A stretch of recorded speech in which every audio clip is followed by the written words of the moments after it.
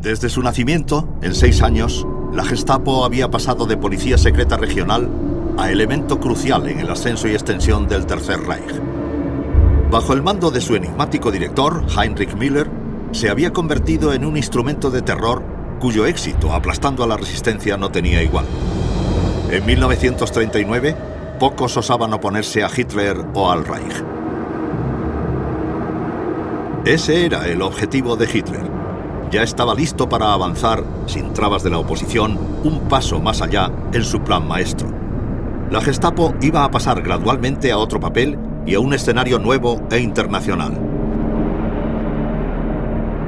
Gestapo. La lucha. Soy el que inició la guerra. ¿Reivindicación increíble? Sean cínicos si quieren, pero es cierto. Yo fui el que le prendió la mecha a Europa en 1939. Hubo un incidente específico que inició la reacción en cadena de la violencia y el derramamiento de sangre. Y claro, tenía que haber alguien que planeara el incidente. Ese fui yo. Noche del 31 de agosto de 1939, Alemania Oriental. Un puñado de camiones salen en misión secreta. Se trata de la Operación Tannenberg, con órdenes directas del jefe de seguridad, Reinhard Heydrich, y de su ayudante, el jefe de la Gestapo, Heinrich Müller. Se había ido acumulando la tensión en la frontera entre Alemania y Polonia. La prensa alemana había informado de que había habido muchas provocaciones polacas, todas ellas infundadas. Alfred Nojoks era un oficial del servicio de seguridad bajo el mando de la Gestapo, y más tarde describiría alegremente el papel que desempeñó esa noche. Me ordenaron que fuera a Gleiwitz con 5 o 6 hombres de la SD y esperara allí hasta que recibiera la contraseña de Heydrich. Nojoks esperaba la contraseña «La abuela ha muerto». Cuando llegó, Nojoks y sus hombres entraron en acción. Heydrich dijo: para poder llevar a cabo este ataque, informad a Müller de las conservas. Las conservas era la contraseña de cadáver reciente que se recibió sin ánimo. Luego, Nojoks y sus hombres entraron apresuradamente en la emisora local de radio en la parte alemana de la frontera, fingiendo ser soldados polacos. Hicieron unos cuantos disparos y un comentarista polaco avisó a la población local para que se levantaran contra los nazis. Los falsos polacos desaparecieron, dejando el cadáver allí, salvo que no estaba muerto. Le dejamos tumbado en la entrada de la emisora. Estaba vivo, pero inconsciente. Intenté abrirle los ojos. Por sus ojos no se podía saber si estaba vivo, solo por la respiración. No vi las heridas de bala, pero tenía sangre por toda la cara. Iba vestido de civil. El hombre era Franciszek Oniok, un ciudadano alemán que había sido detenido por simpatizar con los polacos. Murió donde Nojoks le había dejado y le utilizarían como prueba de la agresión polaca. Walter Schellenberg, un espía experimentado y luego jefe del servicio secreto alemán, lo sabía todo del complot.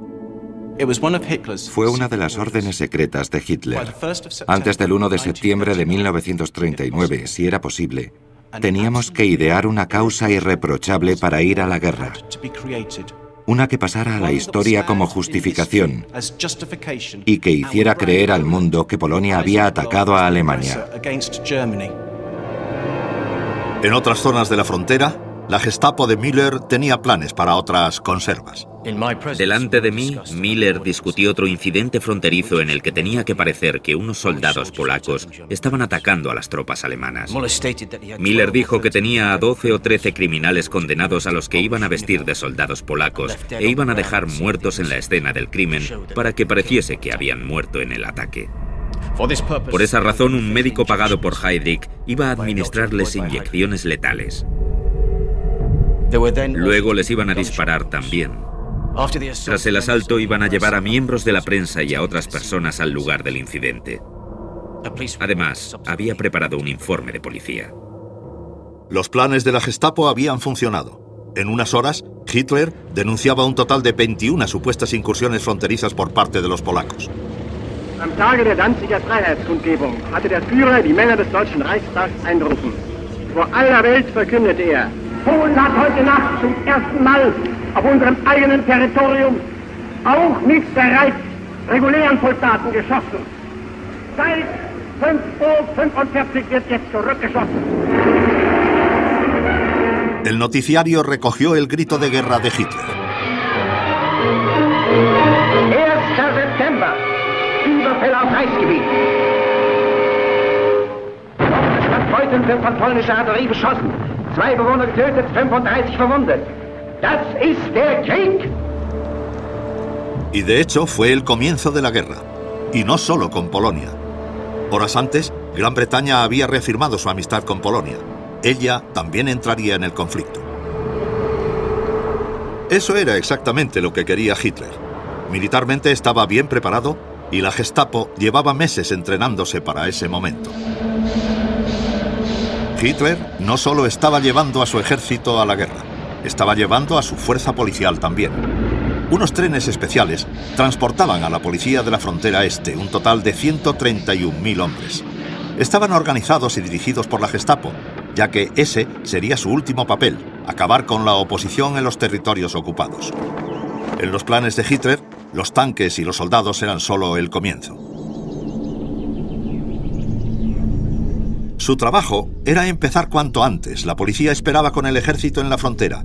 Entre ellos estaba Heinrich Bahr.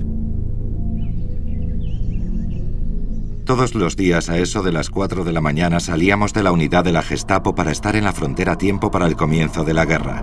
Las máquinas de guerra ya estaban rodando. Del ejército polaco no se veía ni rastro. Mientras las fuerzas alemanas llegaban sin parar a la frontera, la Gestapo organizaba escuadrones de policía especiales y la seguridad de las SS para completar la primera tarea: liquidar a todo el gobierno polaco.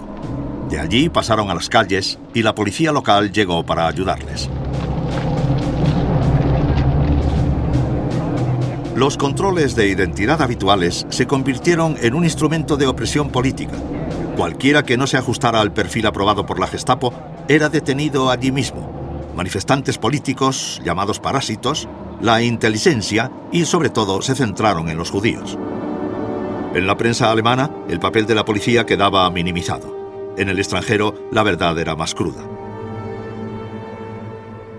La diferencia clave entre el comportamiento de la Gestapo en el extranjero y su conducta en Alemania es que era más despiadada, porque se centraron en la resistencia extranjera y los enemigos ideológicos extranjeros, sobre todo los judíos, aunque también los polacos y los eslavos.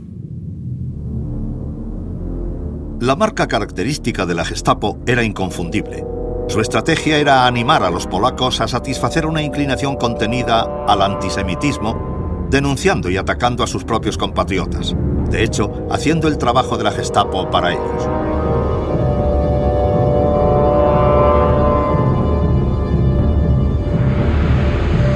Los detenidos eran deportados a los nuevos campos de concentración en el este, diseñados a partir del original de Himmler en las afueras de Múnich, Dachau. El poder combinado de la Wehrmacht y la Gestapo eran sobrecogedores. En unas semanas Varsovia había caído. Me sorprendí al ver que la preciosa ciudad que había conocido había quedado reducida a escombros y cenizas, a gente hambrienta y acongojada. Una nube de polvo se cernía sobre la ciudad y el olor dulzón de la carne quemada lo inundaba todo. Todo estaba silencioso. Varsovia era una ciudad muerta.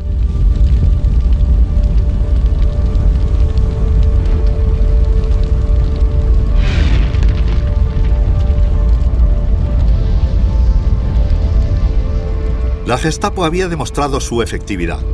Desde entonces sería la clave del control alemán sobre los territorios ocupados, la piedra de toque de su expansión. Pero la Gestapo, para todo el éxito que tenía, seguía siendo bastante pequeña y su inteligencia, aunque extensa, bastante obsoleta. Cuando la Gestapo fallaba, lo hacía de forma espectacular, como demostraría un único atentado contra Hitler.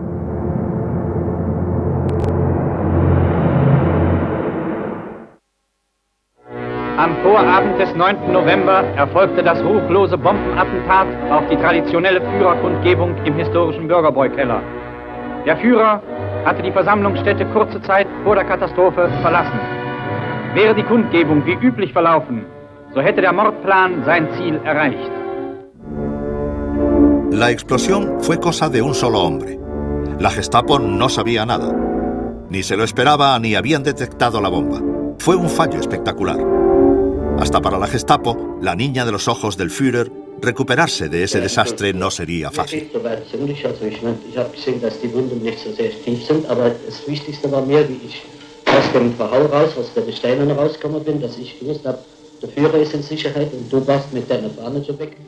La Gestapo no supo reaccionar, pero sin saberlo habían tenido suerte. En uno de los controles fronterizos rutinarios, ese mismo día, habían encontrado a un hombre intentando pasar a Suiza. Para su sorpresa y alivio, tenían al asesino, Georg Elser, ya en custodia. Heinrich Müller llevó él mismo a cabo el interrogatorio. Estaba decidido a redimir la fama de la Gestapo y a vengarse de Elser. Müller tenía los labios apretados y una expresión malévola en sus pequeños ojos. Luego dijo muy suavemente, con mucho énfasis: nunca he tenido a un hombre delante que no cediera al final. Si le hubieran dado a Elser algo de la medicina que le di yo antes, nunca habría intentado esto. Ese era Müller, el pequeño detective de la policía de Múnich, que ahora tenía prácticamente poder ilimitado. Müller sometió a Elser a un interrogatorio intensivo, el eufemismo de la Gestapo para definir la tortura. Además, detuvieron a toda su familia y la tuvieron cautiva durante semanas. Detención de allegados lo llamaban. Fue el mayor logro de la Gestapo. Nadie sabía a dónde iban esos desgraciados. No les permitían enviar a sus amigos ningún signo de que todavía seguían vivos. Ni ellos mismos tenían idea de dónde les tenían presos. Difundieron el rumor aposta de que todos los allegados de los traidores eran ejecutados. Sabían muy bien el pánico colectivo que eso podía crear entre los que tenían ideas contrarias al régimen.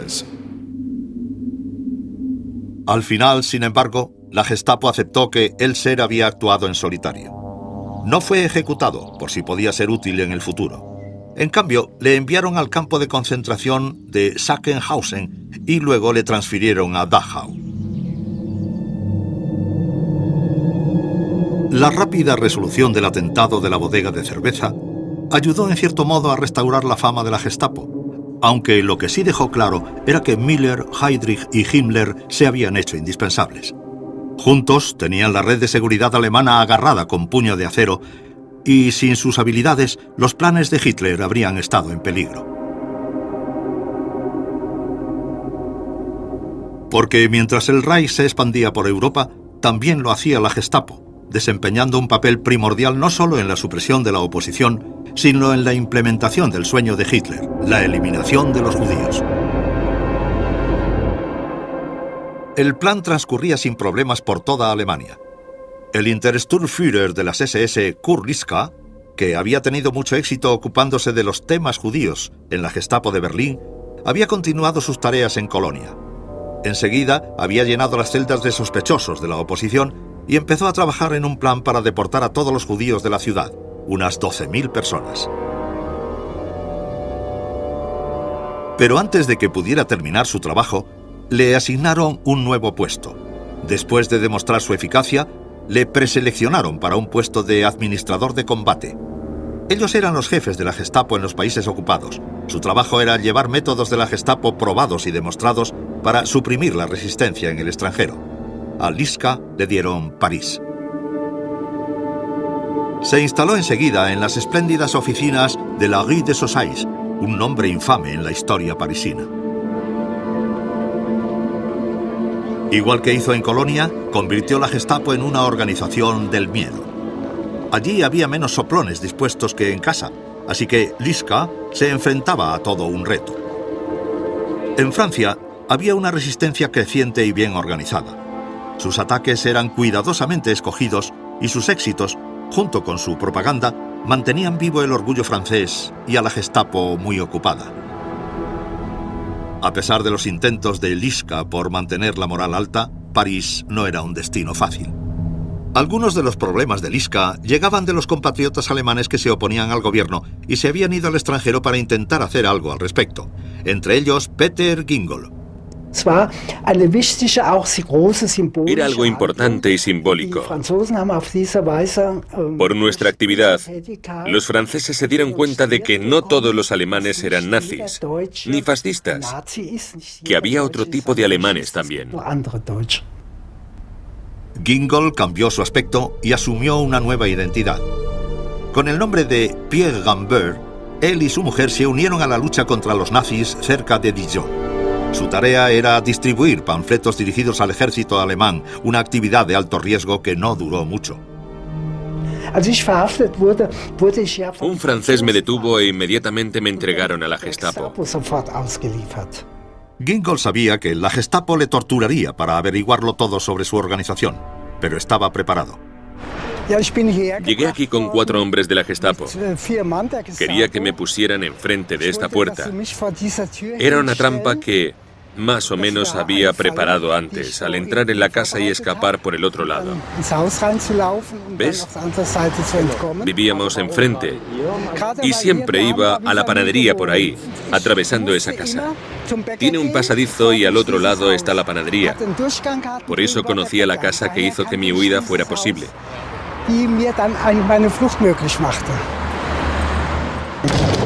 Sabía que corría para salvar la vida. Salí por esta puerta y bajé a la calle de la derecha. Así fue. Gingol consiguió volver a la resistencia y volvió a cambiar su aspecto, esta vez añadiendo un par de anteojos y un bigote.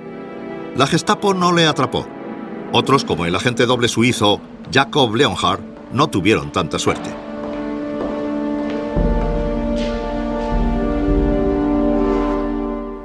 Me desperté sobresaltado por un dolor punzante.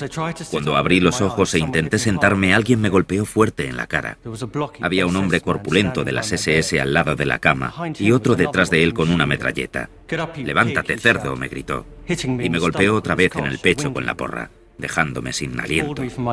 Me sacaron a la fuerza de la cama y me ordenaron que me vistiera, golpeándome todo el rato. Se llevaron mi pasaporte y mis pertenencias y registraron todo en busca de armas. Por un instante, pareció que el hombre de las metralletas me iba a disparar allí mismo, pero el otro le detuvo. «No lo hagas. Tenemos que llevarle al cuartel». Me sangraban la boca y la nariz, tenía la cara llena de sangre y se estaba empezando a hinchar. Apenas podía moverme. Me arrastraron hasta el coche, me llevaron por la ciudad a toda velocidad y se detuvieron en un edificio que tenía una placa en la puerta: Policía Secreta del Estado, la Gestapo. Pusieron a Leonhardt en custodia protegida, el eufemismo de la Gestapo para definir el arresto político. Se quejó al oficial interrogador de que era inocente. Herr Leonhardt dijo: «Sabe que tenemos métodos que le harán darnos una confesión». Pero yo insistí que no tenía nada que confesar. Me vendaron los ojos, me empujaron la cabeza para estamparme la cara contra la pared. Se me rompieron las gafas y sentí un dolor agudo en los ojos. Me tambaleé hacia atrás, pero no me dejaron hasta que me desmayé, incapaz de moverme, con las cejas rotas, los pómulos destrozados y la nariz rota. Helen Motkiewicz era una joven luchadora de la resistencia judía infiltrada en la Gestapo de Bruselas. La palabra sótano tenía connotaciones terribles en la Gestapo. Era una cámara de tortura digna de la Inquisición. Oí unos gritos tan estremecedores que perdí la cabeza e impulsivamente corrí hacia la fuente. La puerta de la habitación estaba abierta y dentro había 2 torturadores desnudos de cintura para arriba, azotando a un hombre encadenado a lo que parecía una mesa de carnicero. Le habían golpeado el cuerpo hasta dejarlo en carne viva, una masa de jirones de carne cortados y heridas abiertas. Cuando los hombres me vieron, se detuvieron sorprendidos. Uno de los hombres me preguntó qué demonios estaba haciendo allí. Le solté que los gritos del hombre se podían oír arriba y le pregunté tontamente qué sentido tenía pegarle hasta matarle si no hablaba. En París, Kurt Lischka había recibido un nuevo encargo. Debía comenzar las deportaciones de todos los judíos de Francia. y ahí es donde creyó que de verdad podría demostrar su valía. Cuando al final París fue liberada en 1944, la Gestapo no tuvo tiempo de destruir los informes. Las montañas de documentos que dejaron tras de sí son el testimonio de la diligencia de Lischka.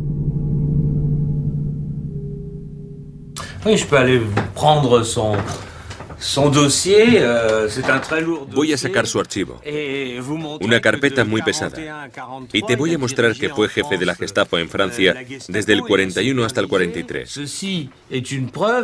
Es una prueba de que los judíos que estaban bajo la autoridad alemana eran enviados al exterminio sin demora.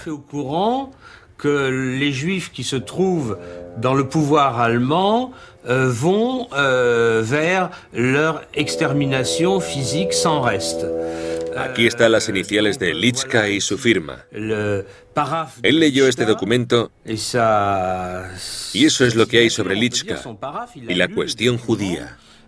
Et donc, voilà ce qui concerne Lischka dans la question juive. Como primer paso, todos los judíos apátridas que habían huido a Francia tenían que ser detenidos. No había suficientes agentes de la Gestapo para hacerlo, así que una buena solución era encargar la tarea a la policía colaboracionista francesa. Por los documentos que hay publicados y por todos estos libros sobre la solución final de la cuestión judía en Francia, sabemos que hoy el 90% de los judíos en Francia fueron detenidos por la policía francesa, bajo órdenes de los alemanes ocupantes, claro, y ahí la Gestapo tuvo un papel muy importante.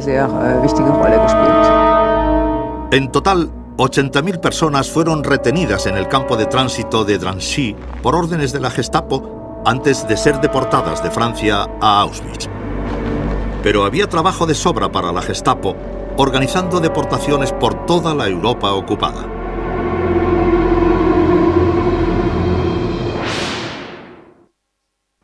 ...1941... y la guerra iba bien para Hitler. La mayoría de los alemanes, borrachos de la gloria de la victoria, seguían apoyando a los nazis con entusiasmo. La mitad de Europa estaba bajo control alemán y muchos soñaban con que la paz llegaría pronto, con Europa unida bajo la esvástica. Pero Hitler tenía otros planes. Lejos de buscar la paz, planeaba expandir la guerra, lanzando un ataque sobre un viejo enemigo, la Unión Soviética. Y estaba ansioso por completarlo con una política que ya había comenzado, el exterminio de los judíos de toda la Europa ocupada.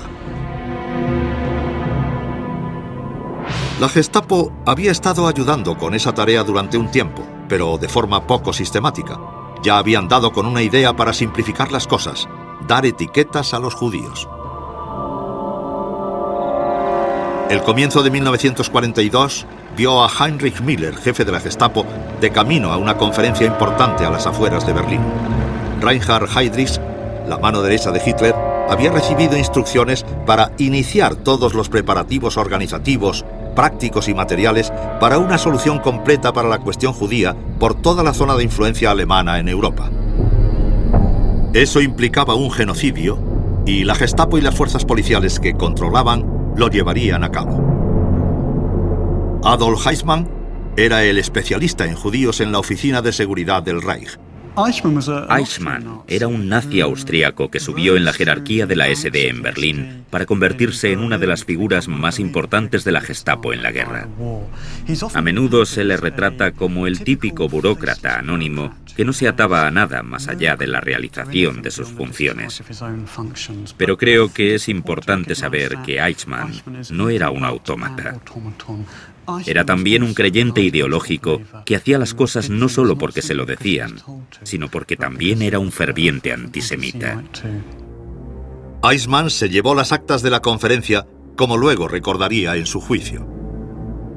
Reinhard Heydrich se las ingenió durante la conferencia de Wannsee para que todo el mundo usara expresiones como matar, exterminar o eliminar, y que sus exposiciones quedaran registradas en las actas incriminándoles. Heydrich entonces decidió lo que iba a aparecer en las actas y lo que no. Luego las pulió un poco y nada más. El Führer había ordenado la exterminación de los judíos. Eso es lo que me dijo Heydrich. Y luego, inusitadamente, dejó de hablar durante mucho rato como si quisiera ver qué efecto tenían sus palabras. Por fin se dio el visto bueno a los planes como si fuera una simple tarea administrativa. Después de que terminara la conferencia, Heydrich, Müller y mi misma insignificante persona nos sentamos cómodamente delante del fuego. No para hablar de naderías, sino para tomarnos un respiro tras las largas y fatigantes horas. La importancia de la conferencia, sin embargo, era que se debían decidir los métodos de implementación de la solución final. Eso quiere decir que había un grupo nutrido de burócratas de segundo grado, no los importantes, ni Himmler, Göring, Goebbels, etc. Heydrich fue la persona más importante allí, y Eichmann hacía las funciones de ayudante de campo, contando los minutos hasta la reunión. Pero la importancia de la conferencia residía en que era la discusión de la implementación y no la decisión de hacerlo. Eso se había acordado algún tiempo antes. Eichmann envió las conclusiones de la conferencia con los sellos de urgente y de alto secreto a los servicios de la Gestapo y de la policía del Reich. Esto era la orden oficial que daba comienzo a la solución final. El aparato se preparó sistemáticamente. Cercar y transportar a millones de personas era un negocio complicado. La Gestapo respondió como en el pasado haciendo listas de nombres, vidas que se iban a terminar. El papel de la Gestapo era localizar a los judíos de todos los lugares y mandarlos fuera. En el momento adecuado, escribían a los judíos de cualquier comunidad, les decían que se reunieran en la estación, normalmente, desde donde les deportaban. Y también era la Gestapo la encargada de organizar las deportaciones en general, así que la Gestapo hacía de nexo con el sistema de ferrocarriles del Reich para coordinar el transporte en tren hacia el este. La Gestapo buscó toda la ayuda que pudieron encontrar. La activista de la resistencia judía, Helen Moskiewicz, se infiltró en la Gestapo. No puedo describir el miedo que sentí cuando entré en el temible edificio de la Gestapo aquella mañana. Hasta ese momento, nunca había agradecido mi posición. Una chica judía belga con el papel de una Fräulein alemana, al lado del Obersturmbannführer, el coronel a cargo de la Gestapo de Bruselas, pasando en silencio al lado de la guardia por aquellos pasillos tan largos, y a la que saludaban con el rápido Heil Hitler y el golpe de tacón. Uno de los trabajos de Helen era preparar las listas. Una vez más, la Gestapo encontró la forma de que otros hicieran el trabajo por ellos. El anuncio decía que se recompensaría con 40 francos belgas a todo ciudadano cuya información resultara en la detención de un judío. Cuando empezaron a llegar cartas a montones, fueron desviadas al sargento de nuestra oficina. Con el tiempo tuvimos que poner parte del correo en la mesa del Obersturmbannführer, donde se acumulaba hasta que alguien de más rango decidía qué hacer. Gracias a esos retrasos y al hecho de que pocos judíos permanecían mucho tiempo en el mismo sitio, bastantes personas a las que habían denunciado pudieron cambiar de escondite antes de que la Gestapo les atrapase, pero muchos no pudieron escapar. En una de esas listas estaba la familia May de Bühlberg. Ludwig, el padre, Millie, la madre, y su hijo de 12 años, Herbert.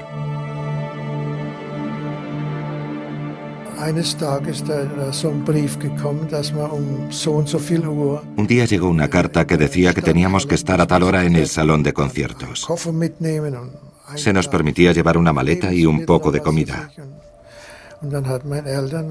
Mis padres obedecieron. No dijeron, no vamos a hacerlo. Eso no se hacía. Hacías lo que te decían. Así que todos los judíos de Petersberg fueron al salón esa mañana sin preguntar por qué o para qué. Esa era la Gestapo.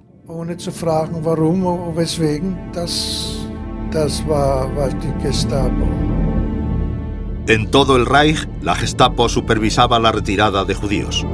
Amigos y vecinos miraban, pero no veían nada.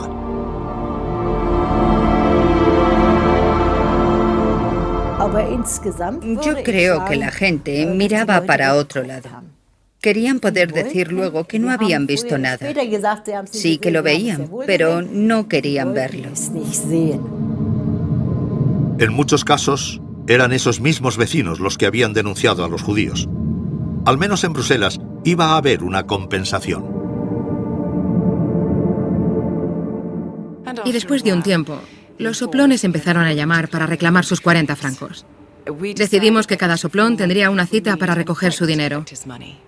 Eso nos permitía copiar los nombres y direcciones de los soplones en una lista que iba luego al cuartel general de la Resistencia. Y allí quedaban archivados para referencia y compensación futura. A veces incluso después de la guerra. Como les habían dicho, los 852 judíos de Würzburg se reunieron en el salón de conciertos el 25 de abril de 1942.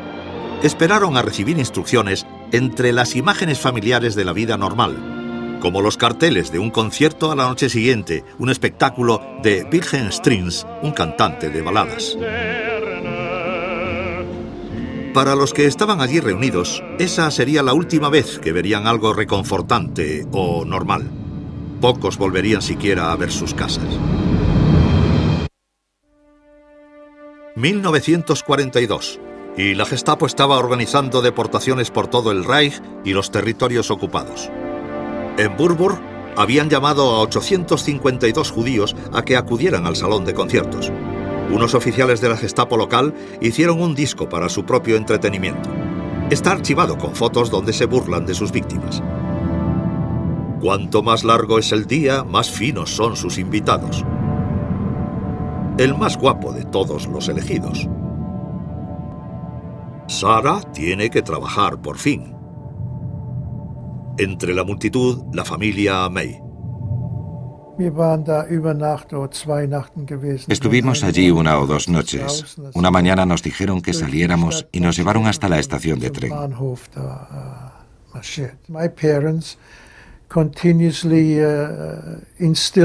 Mis padres no dejaban de decirme que todo iba bien, que no me preocupara, que todo saldría bien, que ellos estaban allí. Yo no estaba asustado porque ellos me cuidaron. Estaban allí y todo iría bien. No pensaba que nos fuera a pasar nada malo. El plan era más meticuloso que nunca. Dividieron el salón de conciertos en secciones, hombres y mujeres. Separaron a las familias que nunca volvieron a unirse.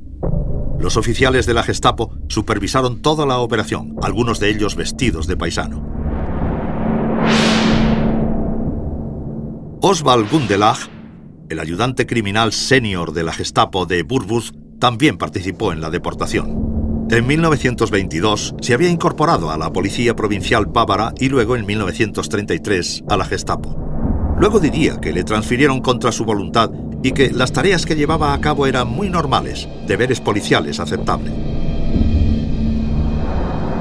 A Gundelach le ordenaron acompañar a los 852 judíos a la estación de tren. Al final se enviaron 6 oleadas de deportados desde esa estación. 2.063 judíos en total. La operación fue perfectamente. La mayoría de los pasajeros creía que les iban a reasentar.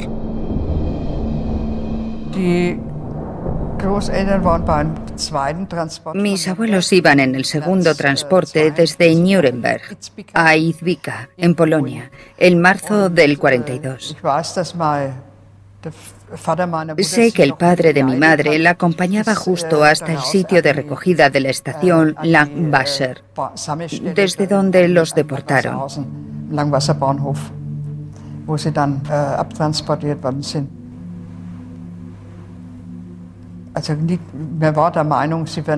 Debo decir, bueno, pensamos que los pondrían juntos en algún gueto y quizá habría la posibilidad de volver juntos más tarde. El tren de transporte de evacuación especial de Oswald Gundelach, número DA49, atravesó Alemania de camino al distrito de Lublin, en Polonia. Tardó 4 días horriblemente lentos recogiendo a más y más deportados por el camino. En el informe de Gundelach está escrito el recorrido del tren especial con un estilo burocrático. El transporte se entregó completo, no hubo incidentes, no se necesitó acción policial, decía. El informe fue entregado al oficial de la Gestapo local. El oficial envió luego un telegrama directo a Adolf Eichmann confirmando la llegada del transporte de Gundelach en perfecto orden. El proyecto de Gundelach acababa en Izbica. Tenía libertad para volver, pero su envío no. Izbica es un pueblecito diminuto al sur de Lublin, en el este de Polonia, cerca de la frontera ucraniana. Estaba en el centro de la Operación Reinhardt, una operación especial salida directamente del despacho de Heinrich Himmler. El objetivo era exterminar a 2 millones de judíos en esa zona de Polonia. Izbica fue dispuesta para ser un gueto de paso, ya que está en el cruce de la red de ferrocarril que une los campos de exterminio de Belzec y Sobibor, en el sur, con Majdanek y Treblinka, en el norte. El mismo Himmler lo visitó. El lugar desempeñaba un papel importante en su plan. A su lado, el jefe de la Gestapo local de Izbica, Kurt Engels. Engels empezó su carrera como policía en Colonia. En 1940 llegó a Izbica como jefe de la Gestapo local. Era un hombre brutal y sádico que para entretenerse paseaba en moto por el pueblo buscando judíos a los que disparar.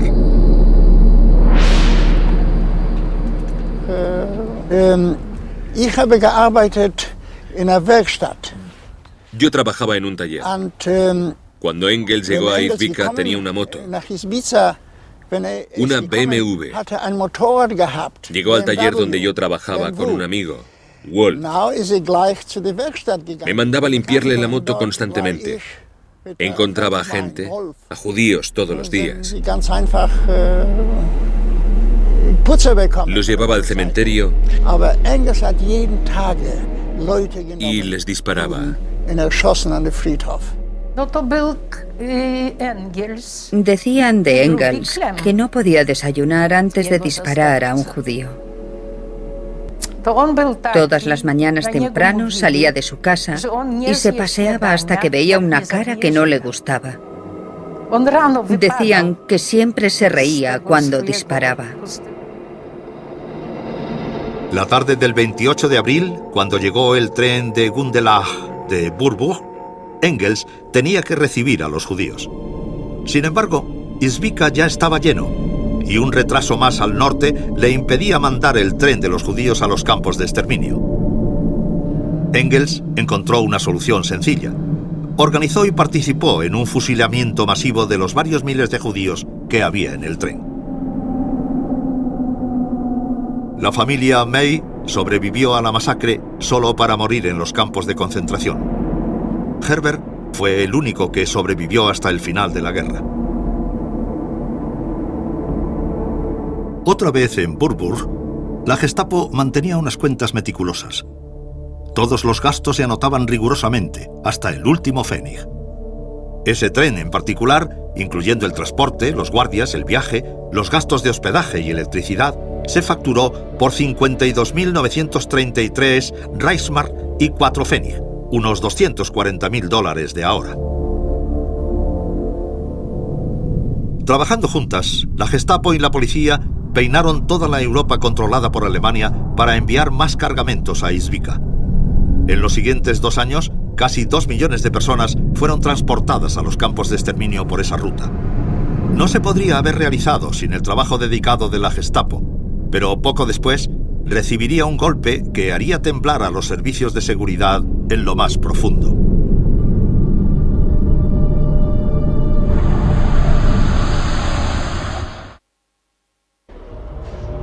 Mayo de 1942. Reinhard Heydrich, jefe de la Oficina de Seguridad del Reich, fue recompensado por su lealtad despiadada hacia Hitler y le enviaron a Praga como protector del Reich, o dicho de otra forma, jefe absoluto. La gloria se ajustaba a su vanidad y tenía una solución sencilla para la obstinada resistencia checa que encontró en su nuevo puesto. Simplemente soltó la correa de la Gestapo.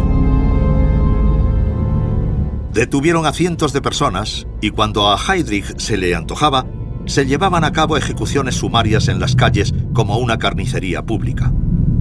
La Gestapo se volvió demasiado confiada, pero la ofensiva tuvo el efecto contrario. La resistencia se endureció. Heydrich iba a su despacho en el castillo de Praga en un descapotable con su banderín personal. Los activistas de la resistencia checa tiraron una bomba dentro del coche, pero Heydrich no murió al instante. Un transeúnte llamó a una ambulancia, aunque Heydrich murió en el hospital.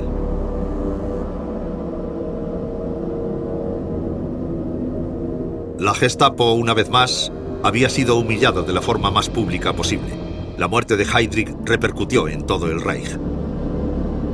Tausende und Abertausende, vor allem Angehörige der schaffenden Bevölkerung, defilieren im Ehrenhof der Prager Burg an dem Sarg Reinhard Heydrichs vorüber. Los líderes nazis sintieron mucho esta pérdida.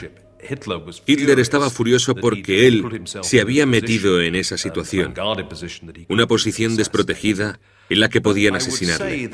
Pero yo diría que entre los jefes nazis hubo también un gran suspiro de alivio porque todo el mundo le temía, hasta los jefes nazis mismos. Todos pensaban que era tan despiadado que nadie estaba a salvo de él. El jefe de la Gestapo, Müller, otra vez, tuvo que hacerse cargo personalmente. El fallo de la inteligencia se atendió sin demora. La investigación se llevó a cabo con todos los recursos de la investigación moderna. La directiva oficial dijo que los asesinos eran miembros del movimiento de resistencia checo. Muchos sospechosos fueron detenidos y se hicieron redadas en todos los escondites conocidos. Los informes parecían el guión de una película de acción. Por falta de pruebas específicas, la Gestapo eligió una técnica de saturación. 13.000 checos fueron detenidos en los siguientes días y 600 fueron ejecutados. En el pueblo de Lidice, fusilaron a todos los hombres en una masacre que duró 10 horas. Las mujeres y los niños fueron deportados a los campos de exterminio.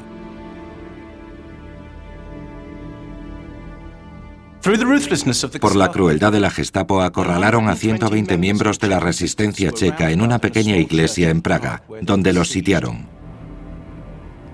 Fui a ver a Müller. Me dijo, mañana tomaremos la iglesia. Esperemos que los asesinos estén allí dentro. Al día siguiente se lanzó un ataque masivo contra la iglesia. De los activistas checos, ninguno llegó a manos alemanas vivo. Se había abierto una compuerta de venganza. Mientras Hitler enterraba a Heydrich en Berlín, la violencia se extendía por el este. La Gestapo y la policía regular involucrada en la Operación Reinhardt fueron enviados a participar en las masacres. Entre ellos estaba Oswald Gundelach. Más tarde, insistió en que se coordinaran cuidadosamente operaciones contra los partisanos.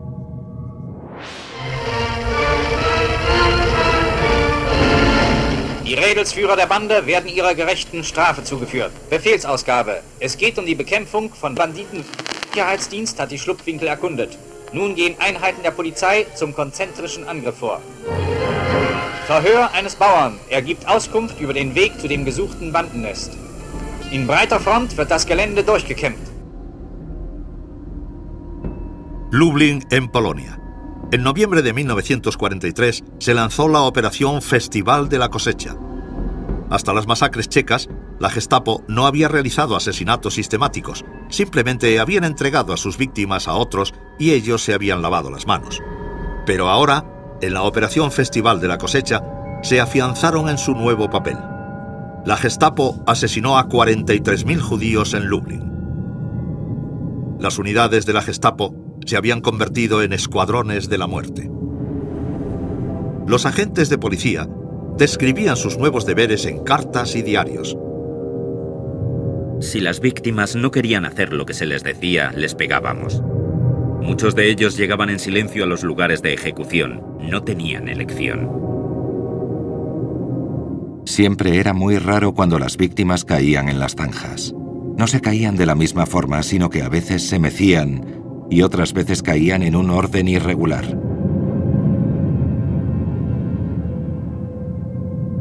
No me agrada disparar a gente indefensa, aunque sean judíos.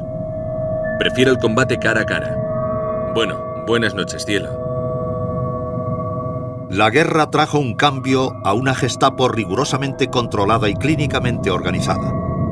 La maquinal extinción de vida humana se había convertido en una rutina. Se había abierto una puerta. La brutalidad de la Gestapo giraría sin control, ahora que su punto de mira se volvía hacia la misma Alemania.